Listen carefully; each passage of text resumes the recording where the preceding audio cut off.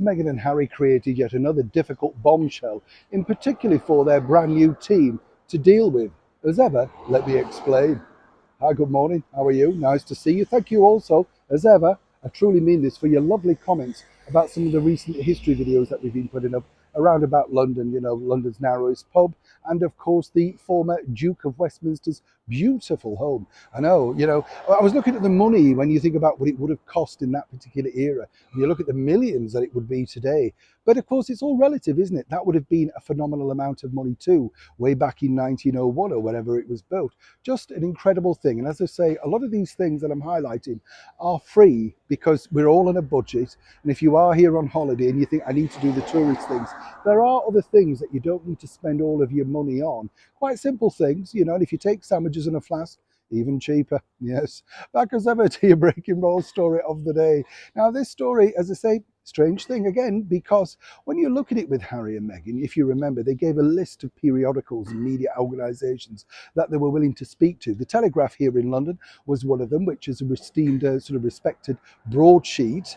Not many others. They apparently, though, were going to give credence to lots of up and coming journalists who had not really had the experience of interviewing somebody of so high profile.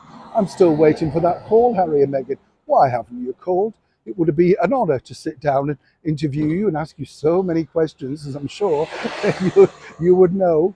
But on a serious note, we haven't seen any of that either. All the interviews that they've been given to are big esteemed publications like Variety, the New York magazine, the Net, already established things.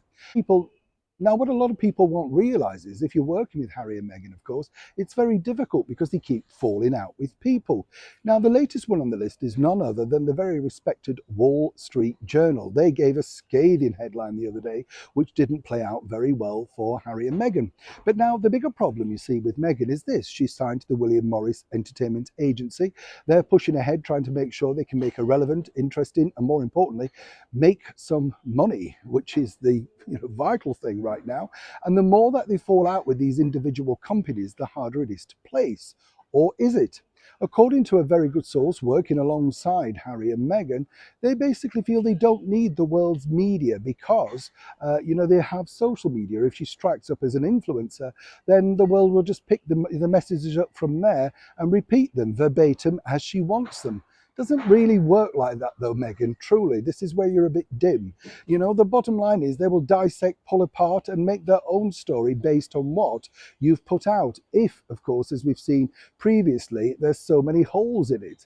So moving forward, while Harry and Meghan, add to the ever-growing list of ex-employees and media outlets that they wish to work with or not work with, the real headache now is for her agency, the William Morris Entertainment Agency. They have to somehow make this woman relevant in the public eye again. And that, let's face it, is one tough job, given the situation that's occurred over the last couple of weeks. As ever, it's a developing story. When I know more, you'll know more. Neil Shaw in the very heart of London.